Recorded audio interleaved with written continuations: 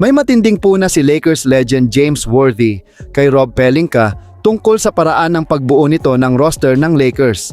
Para kay Worthy, isa sa mga pagkakamaling ginawa ng Lakers ay ang hindi pagkuha kay Peyton Watson ng mas maaga.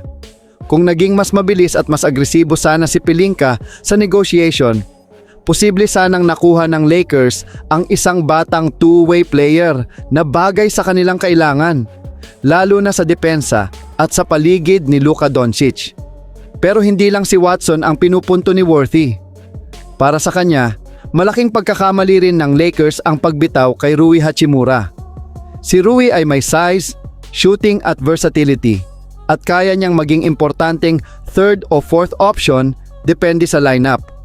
Kaya para kay Worthy, hindi magandang desisyon na basta na lang mawala ang isang player na may ganitong role at experience.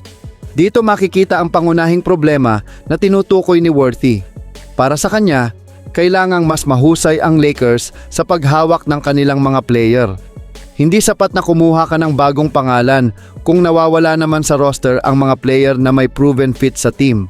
Samantala, ibang problema naman ang kinakaharap ni Jonathan Kuminga. Hanggang ngayon, mataas pa rin ang hinihingi niyang salary. Pero habang tumatagal ang free agency, lumiliit ang kanyang leverage. Maraming teams ang kailangang mag-adjust sa salary cap, kaya hindi lahat ay kayang ibigay ang kontratang gusto niya. Dito pumapasok ang Lakers. Kung nasa around $10 million kada taon lamang ang kaya nilang i-offer, malaking agwat iyon kung ang hinihingi ni Kuminga ay nasa $20 million o higit pa. Kaya kung hindi siya magbabawas ng kanyang demand, posibleng lalo pang lumiit ang kanyang options.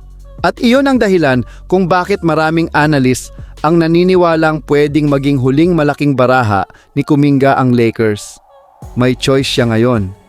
Maaari niyang ipilit ang mataas na presyo at hintayin kung may team na susugal sa kanya, o maaari siyang mag-adjust para makakuha agad ng kontrata at pagkakataong patunayan na mas malaki ang value niya.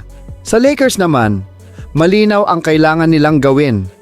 Kailangan nilang siguraduhin na ang susunod nilang acquisition ay tunay na makakatulong at hindi na mauulit ang sitwasyon kung saan nawawala ang mga player na pwedeng maging mahalagang bahagi ng roster. Kaya ang tanong ngayon, tama ba si James Worthy na masyadong nagmamadali si Rob Pelinka?